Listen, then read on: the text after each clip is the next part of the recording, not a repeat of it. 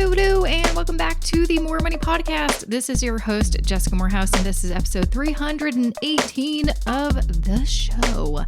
And we're in the month of March. How did that happen? How is January and February already over? Wait, was it March last week? Yes, it was. Time is flying by and I don't even know what's going on. I don't know what's going on with the world. I don't know what's going on with my schedule. It's just been a lot. There's a lot going on, as I feel like I've shared over the past couple of weeks in kind of the intros and outros of my episodes. But anyways, this episode is not about me, Jessica. Get your stuff together. This is a time for me to share an episode, an interview with someone who knows their stuff when it comes to money. And today is no different. I have the wonderful Lisa Hannam on the show. She is the executive editor at one of my favorite publications, MoneySense Magazine. I have been reading MoneySense, for sure, for like over a decade. I'm sure it's like, I'm sure it's been, and that just means I'm old. That means I am old. Oh my gosh. Now I'm going to have a crisis. It is one of my favorite go-to places. And I've been reading some of those same authors for years and years and years. Honestly, whenever I'm doing research for something, for example, I get, DMs and emails all the time from, listeners and just people who find me who have a question. And, I always like doing my research and kind of, providing, resources to these people. And MoneySense is always one of my favorite go-tos.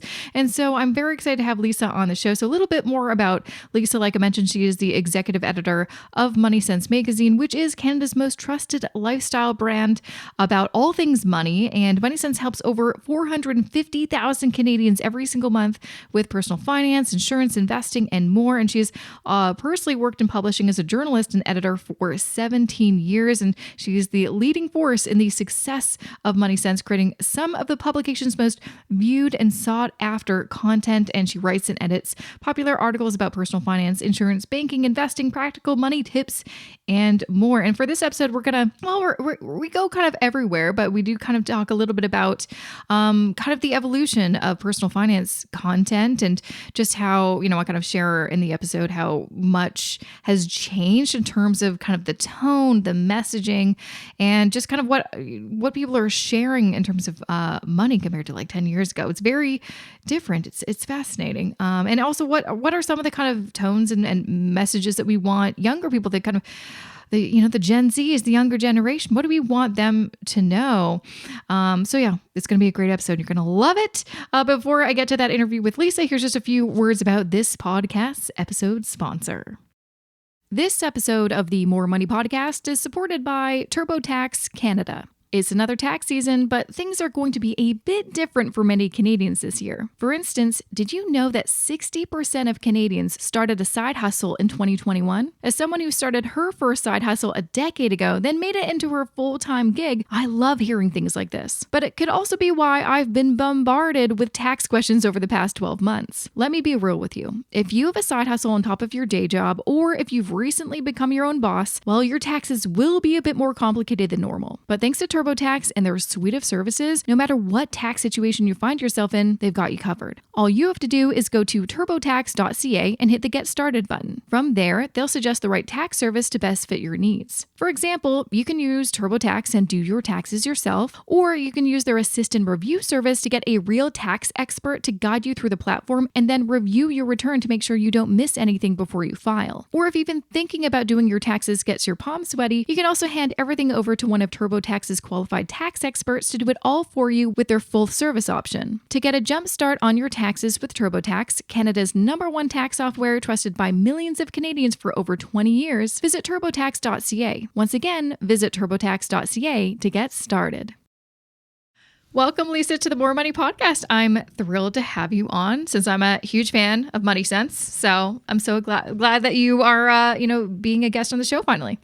Oh, thank you so much. I guess it's kind of a fan party because I've been following you personally for a little while now too. So fans all around. Yay. Right on. Yeah. I think I mentioned before I hit the record button, it just goes to show how quickly time flies, but also how old I am, is I've been reading MoneySense for over a decade at least. And I'm like, how did that happen? And it's definitely right.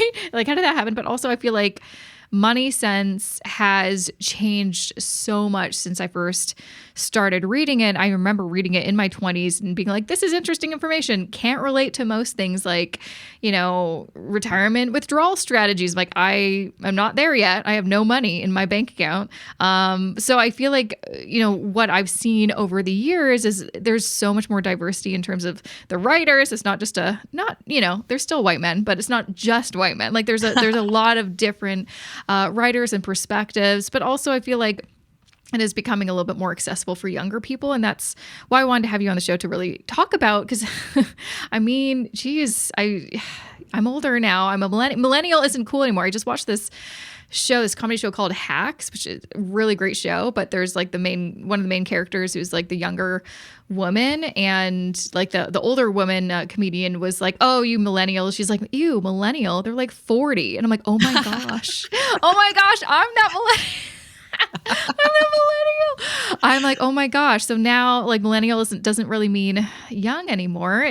Now there's a whole new generation of younger people, Gen Z. But I think it's great because I feel like a lot of the content that I see on MoneySense is kind of catered to everybody at every different stage of life. But anyways, before we kind of kick things off, so you're the executive editor of MoneySense Magazine. Do you want to kind of share a little bit more about how did you kind of get to that point, and maybe share a little bit more about your own personal finance journey?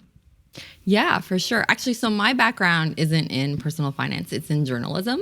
So that's my route to MoneySense. And so it's funny you say that about like, as women, what we think about personal finance and stuff, because I remember being really shy in my interview and almost like second guessing what I knew about personal finance, and then being asked to rate myself between like 0 and 10. And I was like, so 0 being I'm totally in debt, and 10 being like I'm a certified financial planner. And they were like, yeah. And then I was like, I'm probably around a 4. And then they were like, explain why. And then I went through my retirement savings, why I wanted to get like a rental property, how I didn't trust my industry and have this emergency funds account. And then at the end of it, they were like, you're actually a lot higher than you think, which is rare in an interview, right? But yeah. Yeah. You never get like positive reinforcement in an interview. But yeah, it's funny. We do sort of second guess ourselves with money, and confidence around it. It's a funny, tricky thing, isn't it?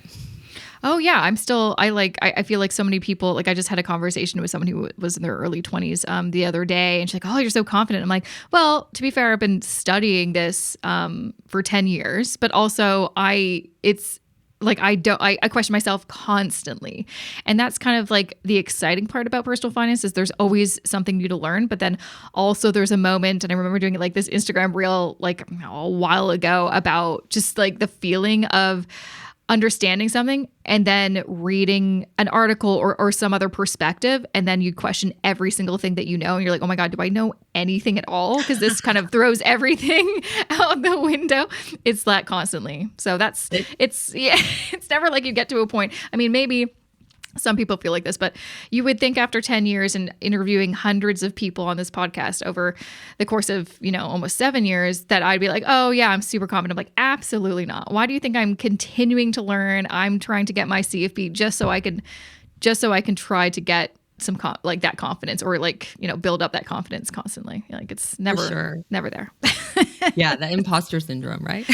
Yeah. It never really goes away. I mean, it's definitely dissipated, but it's still always there. So with that, I guess, like how have you kind of been able to manage that, being like the executive editor at MoneySense?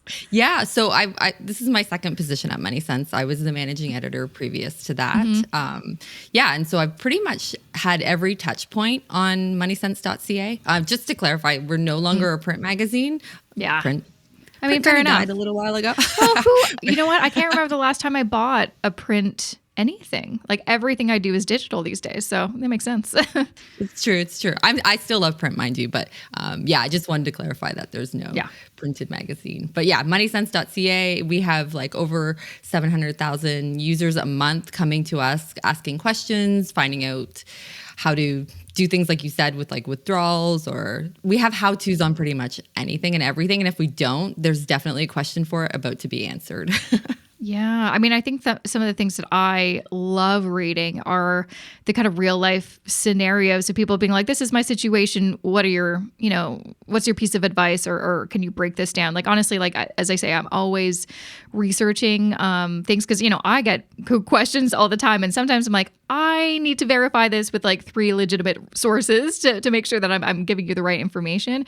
And MoneySense is always like a resource that I often go to. And there's lots of familiar names since I've been reading it for so long, which I really appreciate. But I always find it's comforting knowing just what other people are doing with their money. And then also getting confirmation that what you're like, you're like, oh, good, that advice that's being given, that's what I would have said too. Thank goodness I know what I'm talking about.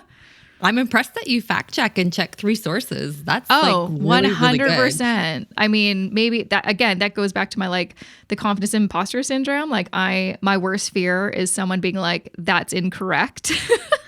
So I'm always like constant, every time I get a question, like a DM, or sometimes I do like my, Instagram, ask me anythings. Oh, 100%. If I get a question, even if I know the answer, I will triple check it just so if someone is like, are you sure?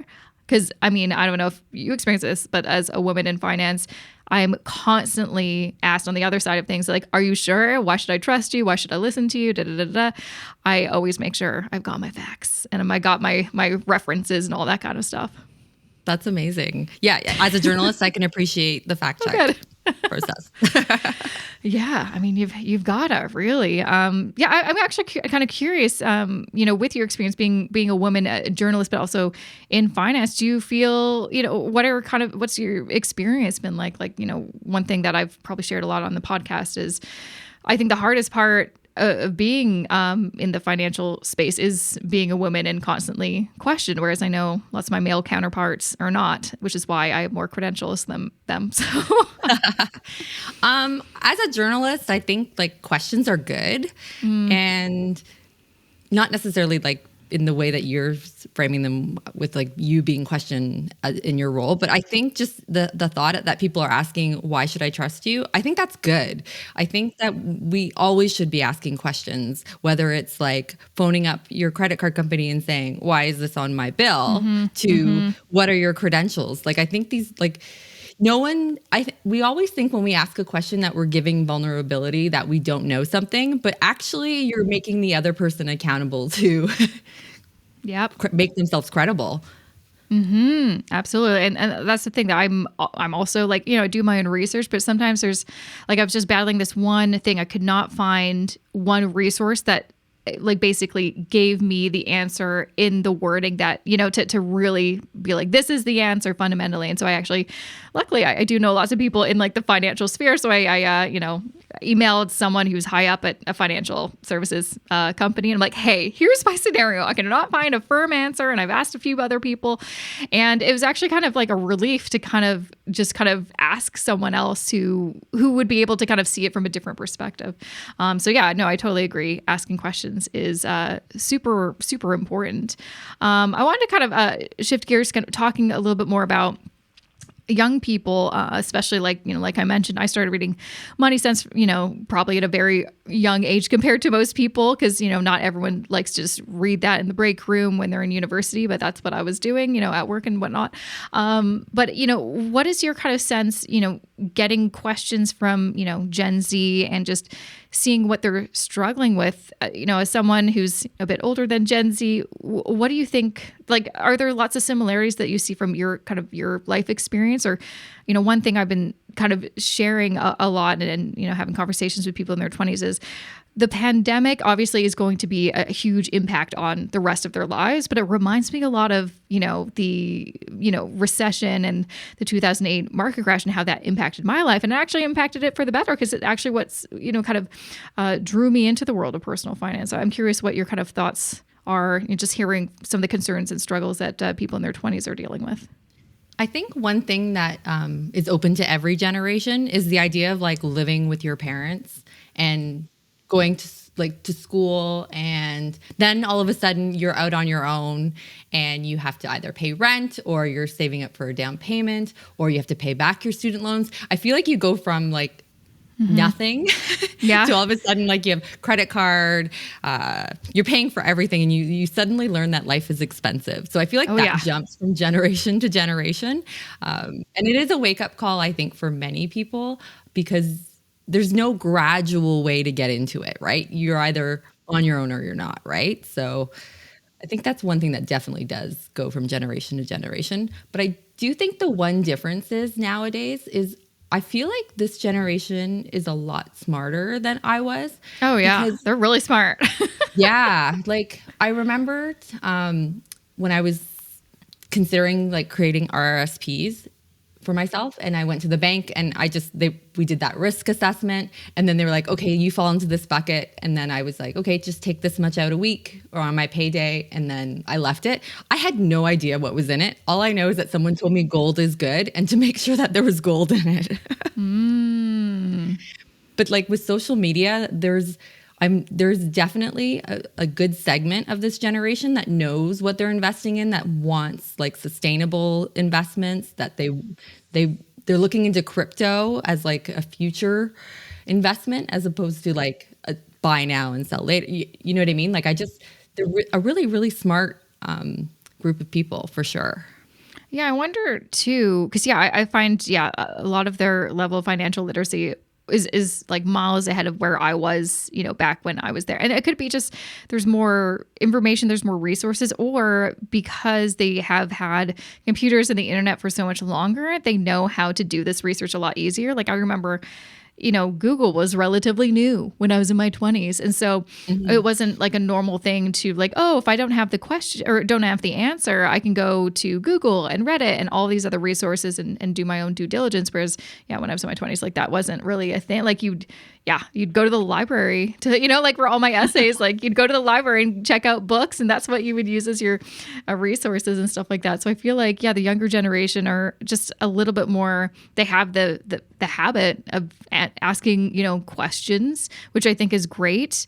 And kind of doing their own due diligence a bit more, which gives me a little bit, like, honestly, it gives me a lot of hope, because one thing I have been hearing for years and years and years, for especially people in their 30s, 40s and up, is, we never learned this stuff in school. I feel like I'm starting from scratch. I wish I learned this earlier. And I'm hoping that this will not be as big of an issue, like in terms of like just lack of financial literacy for younger generations. No, for sure. For sure. I'm definitely learning some things too from like people that you follow on social too, right? And it almost, then it goes the other end as well, right? Where like people are showing on social like what things to buy, and then you don't hear about that again for a while. So I think that's where asking more questions comes into play, because you'll follow these finfluencers. Is that what they're called? Yeah, I think they are. And it makes me cringe a little bit. And so they'll be like, I bought this yesterday and look how it went up. But when it goes down, are they coming back to you and telling you that it went down? So I would like to challenge this generation to definitely like follow up on the people that they're following, and ensuring, like you said with you, that you have that they have their credentials, and that they are reporting the good as well as the bad. Because if we've learned anything from the last 2 years, there's good and bad in everything, right? When it comes to the economy and the stock market and our money. No, absolutely. I mean, one thing I've seen, and even talking to some of these influencers over the past few years, like basically, if you want to become successful in the influencer space and grow your following and stuff like that, you have to talk about certain things and you have to show certain things. And it could be talking about invest in this, or, doing something a little bit more speculative or things like that. Like things that just get or kind of a little bit more clickbaity, a little bit more interesting. Like there's this one YouTuber that I know personally, and I loved his channel because it was more educational. He had like a whiteboard and he did the kind of, and you can kind of see as his channel has grown, and it really has grown significantly, just the tone and the topics he's choosing are definitely different. He's definitely kind of trying to cater towards continuing to grow his channel. And so that's the other thing to kind of keep in mind is just like the people that may have the biggest reach, just pay attention to kind of their tone, their messaging, what they're actually sharing. Some of the resources that I love online generally don't have like the biggest following. I mean, to be fair too, I even had some conversations because, I feel like there's a difference between being a podcaster, being a blogger, being a YouTuber, being an Instagram person, a blogging, like that's where I started blogging. And I think a lot of younger generations like, oh, blogs, people still do that. And I'm like, oh my gosh. So it's, you've got to just, pay attention to who is giving this information. What are they saying? And then, again, it's about doing your due diligence and making sure, can I trust this, resource or what is their kind of motivation? I feel like when I was in my 20s, the main thing you had to look out for were financial advisors or people who were selling you products, and did they have your best interests at heart, or were they really just focused on making a commission? And now you have to look out for that as well. That still exists, but now you also have to look out to like, who am I getting this information for free online from, and can I trust it? Are they selling me something? Are they not giving all the information? Or like you said, are they talking about investing in something and then never actually following up with how did it do over time and all that kind of stuff? Got to keep them. I guess we've got to just have more accountability, I think, is kind of the thing that I see lacking in the online space. I think one thing too, when it comes to people who are successful in this space, is their compelling story. So sometimes it's not about a financial professional as much as it's like about someone you may relate to, and you're learning along with them. So, but what comes along with that though is you could make mistakes along with them too, right? So yeah, exactly. Because they're still learning. And I mean, that's kind of, I think, how I fell into blogging is I loved reading blogs of people sharing their journey. And that's how I started my blog too, is like, I'm just learning this stuff on my own and, follow me along. But I certainly never, told do this, don't do that. Because I'm just learning. I'm trying to figure this out. But so it's interesting to follow someone that you can kind of relate to. But yeah, also make sure it's like, just be careful because they're not an expert or they might make a mistake. And so again, it's always important. I think the other thing too is, one thing I see, and I get questions all the time, is people are looking for like, hey, can you tell me, should I do this or should I do that? Like people are looking for advice. And I think instead of, looking for like, finding a financial planner or someone who can look at your particular situation and give you tailored advice, people just like want to do it on their own, looking online. But again, it's like you can do as much research as you want online, but no one would be able to give you actual proper advice because they don't know every single thing under the hood in your own financial life. And I think that's another thing that you got to recognize. I feel like I only really understand this now as I've, continued to learn and, I've gotten, credentials and stuff like that. It's like every time someone asks me something, I'm like, well, it depends because I don't know all of your information. And, I could be missing a really important element that could, lead me to a different solution for you. For sure. I also think values come into play as well, and like what you value. Because we think of money as like currency, which it is, but the value of what you own and where you want to put your money actually comes from you and where you want to see yourself in the future or even now. So I think you have to ask yourself too questions about like what you value in your money and what you want in your lifestyle and how those two things tie together. And that helps a lot even with debt or investing or even saving for retirement or an emergency savings fund. No, absolutely. I'm curious. So, now that you work for MoneySense, and I'm sure a big part of your job is just staying, up to date with everything, but, you've have all this experience to being a journalist. I'm curious, what would you be able, like, it sounds like you're generally like, you're always pretty good with your money, which is great. That's, what we kind of, sounds like what was revealed in that interview, which is awesome. Is there anything when you look back to yourself in your 20s that you wish you would be able to tell them now? Like, oh, I wish you did this, or something that you would tell someone listening to this who is younger? I think just pointing back to that story about when I was at the bank getting my RSPs and just asking more questions about like where my money was going. Because to be honest, like I trusted them because I felt like with the risk assessment that they knew where I should put my money. And it's probably the case even now, but the way we invest now is totally different. So like, are the investments part of my value system? Like that didn't even cross my mind at that age. But I would go back and tap myself on the shoulder in that waiting room and be like, you might want to ask about a few things. Yeah. And I think that's the frustrating thing too, is you kind of expect if you're working with a professional that they would bring these things up, that they would, be like, hey, have you thought about this? But they won't. And that's always been the most frustrating thing I think about what I do is that part of the reason that I fell into this career of like educating Canadians about personal finance is because a lot of people in the actual financial services industry are not doing that. And they have their specific role. And a lot of that is to do with selling products. But it's up to us, unfortunately, to learn this stuff so we know what questions we need to ask, which is super frustrating because shouldn't it be the reverse? It's like if you are hiring someone or working with an advisor, that really should be something that they do. And actually it should be because, again, like that's part of the reason I'm training to become a CFP is just, I want to know what these people are learning. And yeah, in their teachings, it is, they are supposed to bring this stuff up. But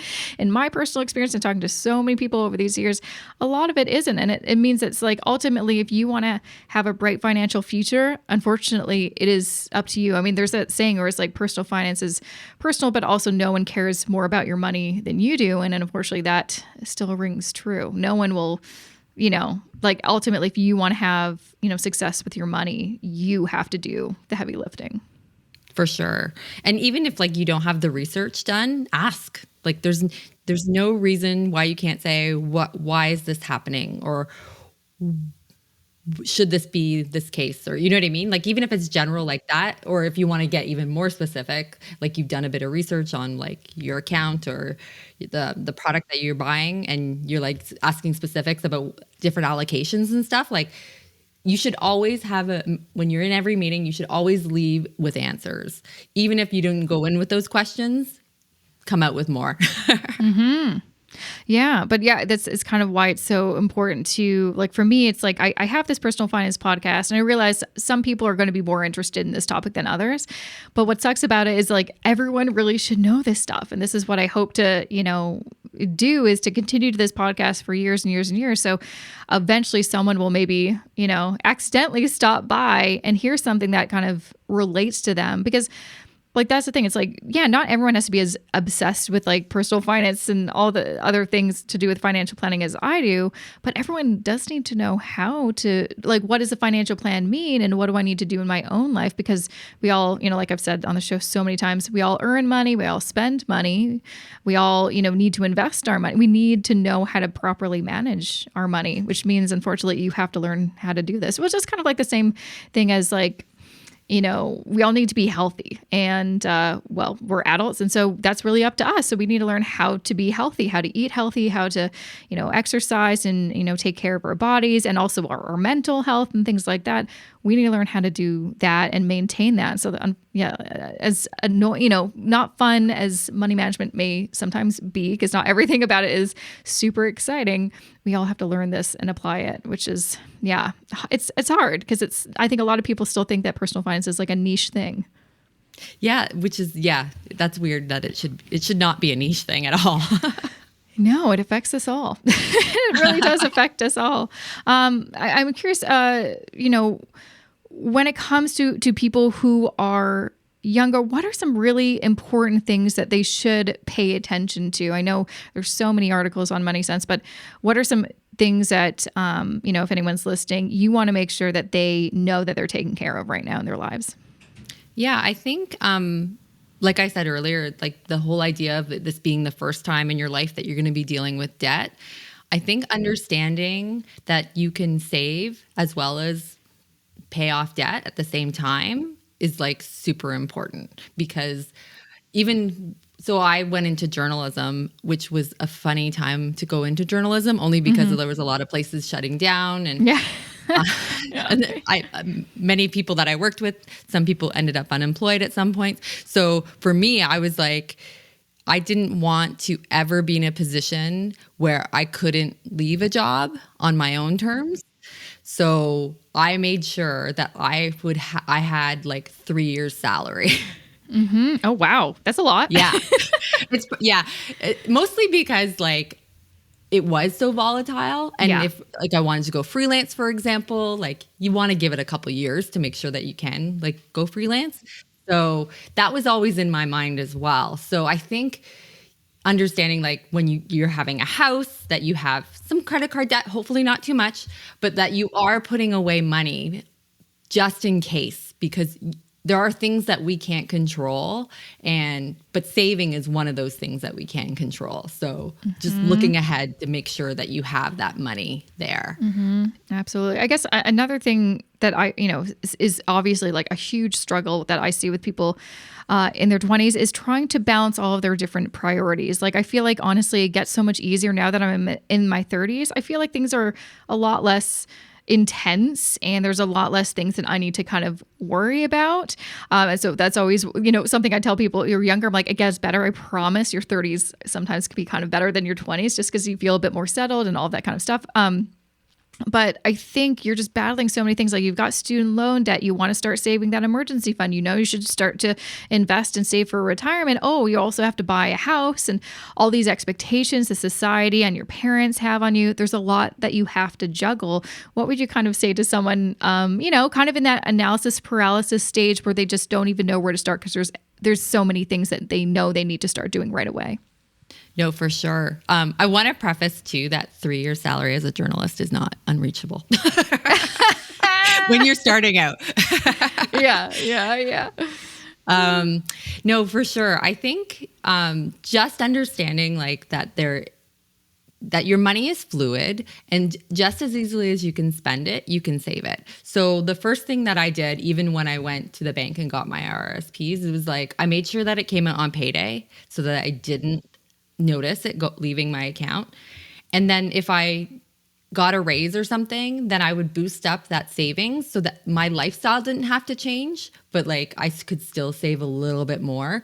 Now I sound like I was probably really cheap and like bare bones, but I did treat myself to things like I traveled and everything like that. But just having that strategy of being aware of where your money is and not blindly spending it, but blindly saving it, really helped me.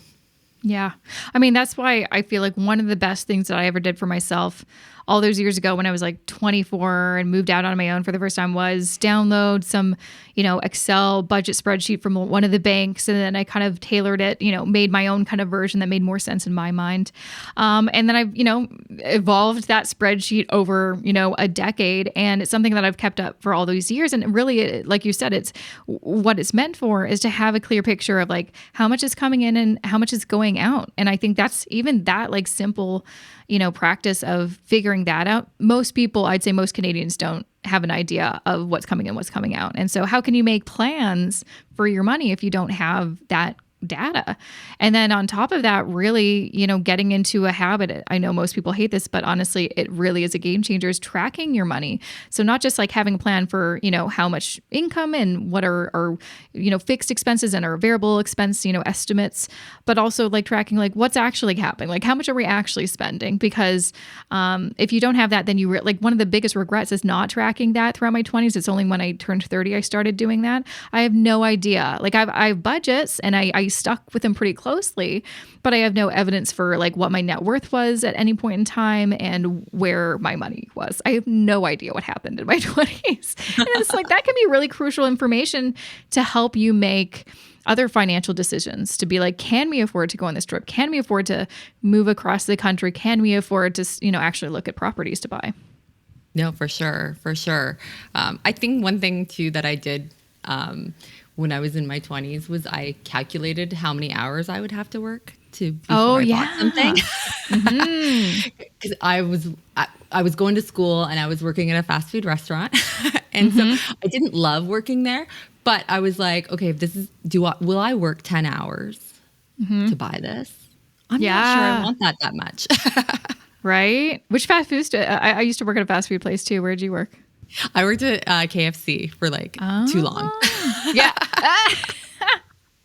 I used to work at A&W and it felt for too long. Oh yeah. Oh yeah. You know what though? I actually don't have bad memories of working there. Probably because it's funny where my A&W was, it was right across the street from a McDonald's. And so that place was always so busy and like it was never that busy at my work. So it was actually a pretty great gig. Sometimes I did homework at work. It was great. That's so funny. No, I worked all through high school and all through university. So that's a long time.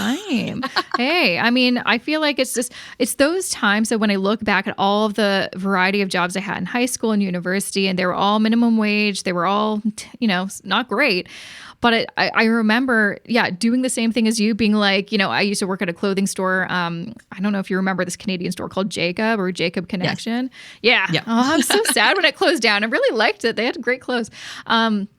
And so I worked there for a few years in university. And of course, like so many, I can't tell you how many jobs I've had that actually literally closed down. Worked at Blockbuster, worked at Jacob. So many people, like companies I worked for went bankrupt. But it was one of those things, like working in the clothing store, you're looking at all these clothes all the time. And of course you get your store discount. I would always, and everyone I worked with would always just like spend most of their paycheck just on the clothes. I would always do the same thing, calculate, well, how many hours would I have to work in order to get that shirt, even if it's on sale? And that really makes you think about that. Or even like now I don't quite do that because I'm self-employed, so it's not quite hourly, but I always talk about, okay, we've got this budget. And if I'm to, I've got my little savings buckets, my little strategy. If I'm going to buy this thing today, that means I can't buy this other thing I want.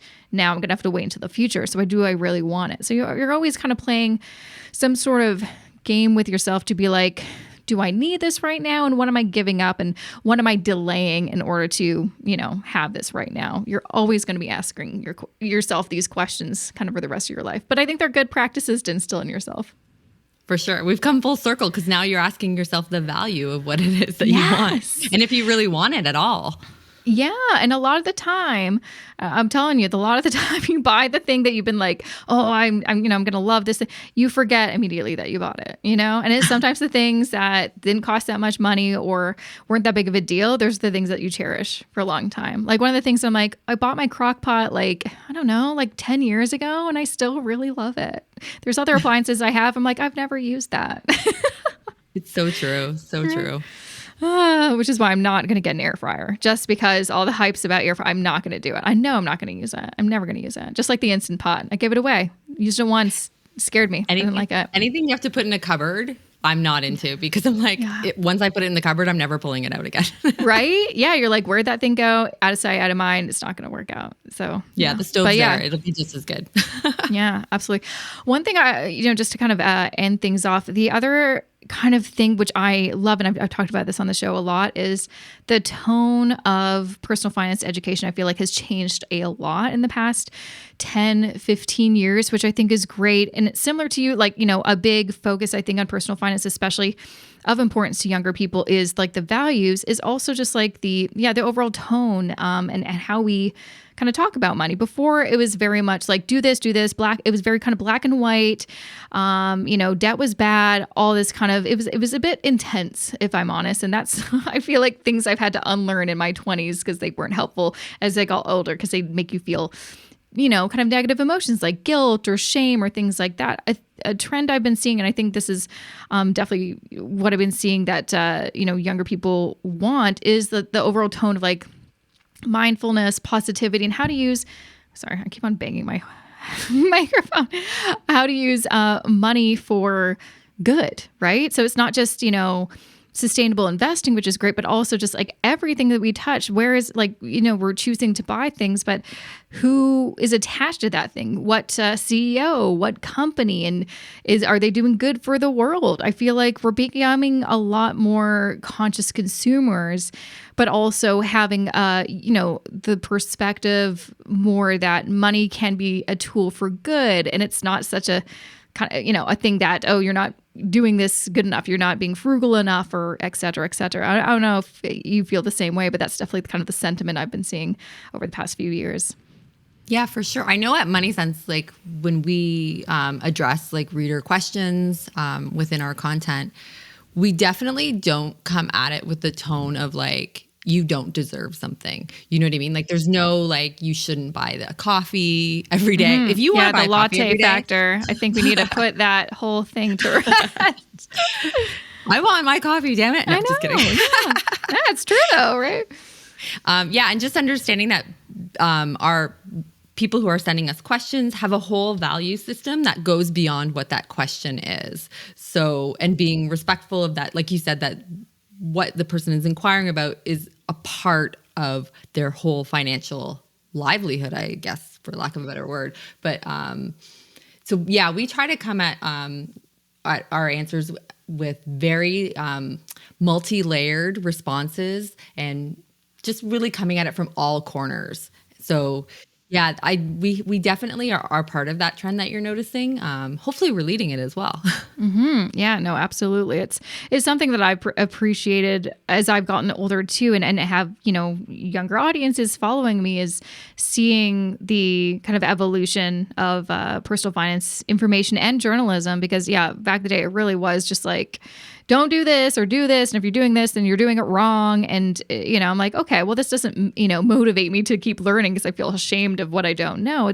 We should be, encouraging people to learn what they don't know and ask questions and empowering them. I think that's another kind of term I've been seeing a lot over the past few years, is we want to feel empowered with our lives and our finances, but empower each other, because how else are we going to have like sustained wealth, but also just like continue to want to learn and then keep up with all the trends. My gosh, there's so many new things that have popped up in terms of like technology and just, strategies and things like that. So we need to, kind of come at it from, I think, a different perspective, which I think is, for me, I'm really excited because it's like, I found it really difficult entering this world in my 20s because it didn't seem very inviting, but I feel like it's kind of opening up and is a lot more, much more inviting kind of a space now.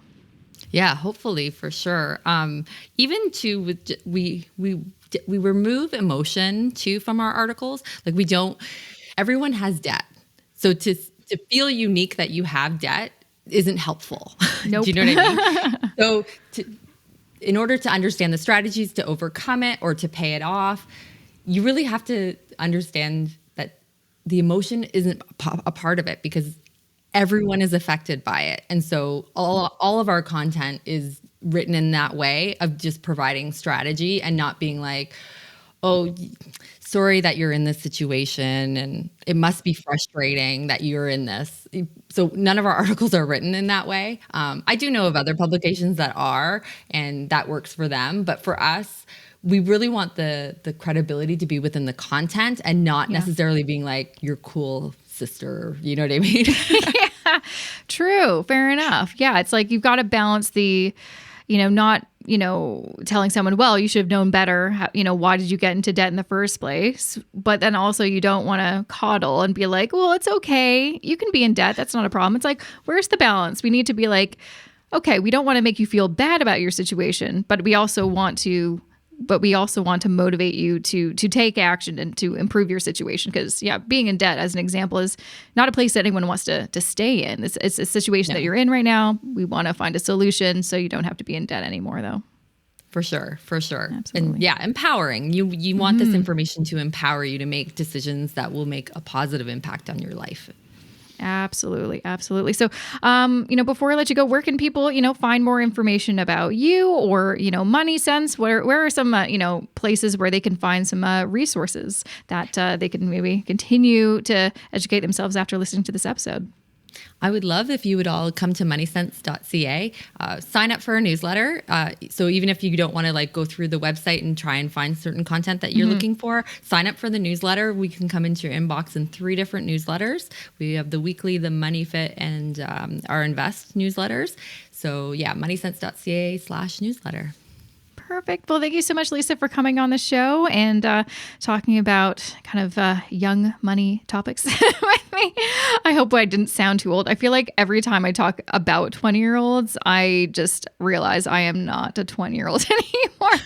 But I don't feel like it was that long ago. So I appreciate you being on the show to share all of your wisdom. Thank you so much. It was such a joy to be here. And that was episode 318 of the More Money Podcast with Lisa Hannam. You can find more information about her specifically at lisahannam.com. You can also follow her on Twitter and Instagram at Lisa Hannam. That is HANNAM. I will, of course, link to her in the show notes for this episode, jessicamorehouse.com/318. And of course, check out MoneySense Magazine at moneysense.ca. Literally, I feel like because it's been around for so long, they just create so much content.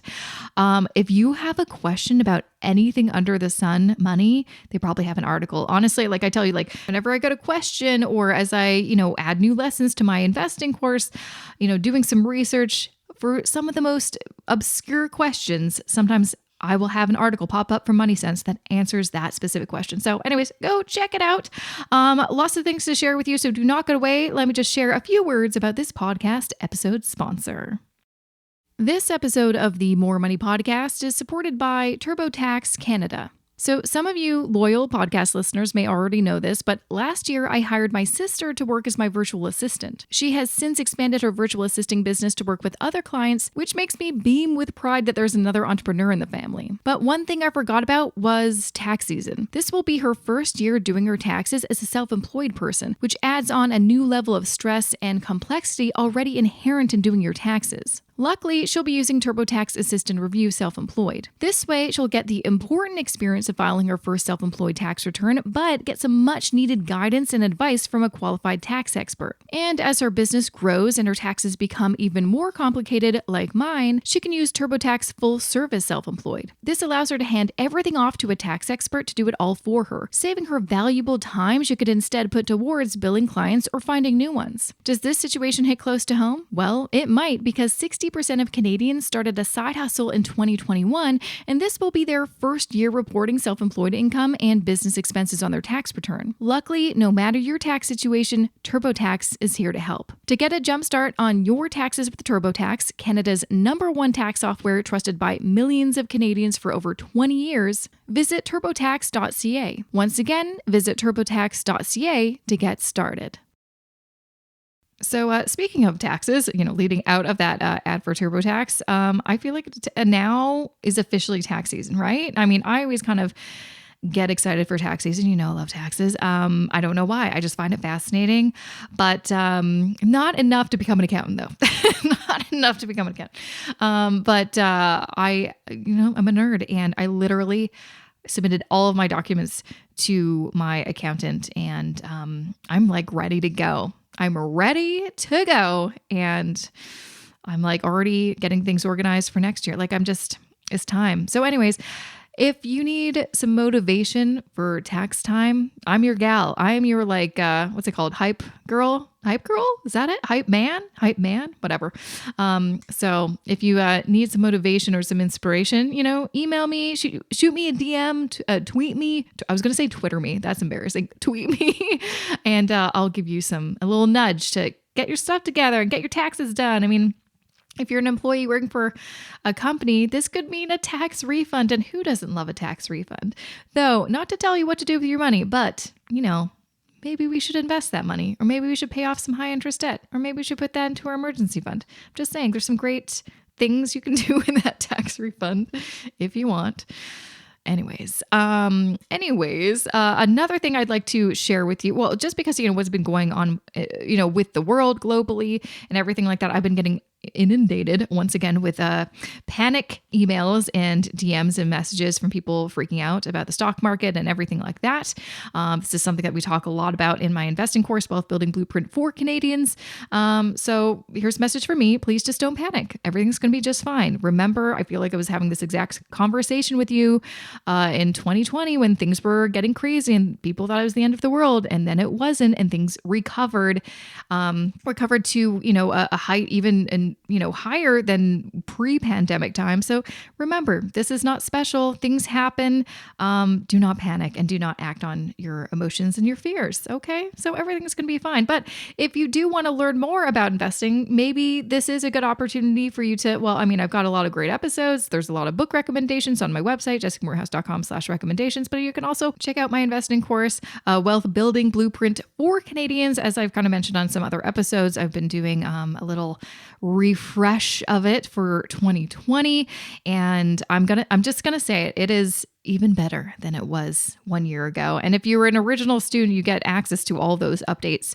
And you bought it for a cheaper price, because I did have to raise the price because it's been a year and more students are entering into it. So if you're curious about how to what is investing all about? What are the fundamentals of investing in Canada specifically? That's where we put our focus, but also passive investing. So investing in, as I talk about a lot on the show, a portfolio of diversified low-cost index ETFs.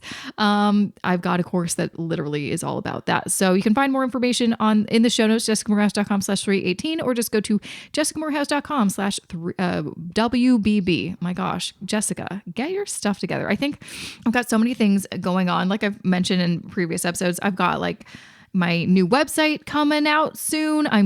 Tomorrow I am doing my photo shoot to get some new headshots. I, worked with a stylist because, girl, I do not know how to style. I don't know how to dress myself. I'm literally in pajamas all the time. So I'm excited to look like an adult and have some nice, shots of myself looking like I know what I'm doing and I'm a professional, and I wear more than just sweatpants. Oh, so many other things coming down the pipe. I say pipe, but I think the right term is pike, but I just say pipe. That just makes more sense to me. Things go down pipes. So, so lots of things going on. Lots of things, including me. I don't know if did I share this in last episode? I don't know, probably did. But hey, I got to 10,000 Instagram followers. I'm now over 10,000 and, slowly approaching the 11,000. So if you want to follow me on Instagram, please do. I will be putting out more stuff on my Instagram.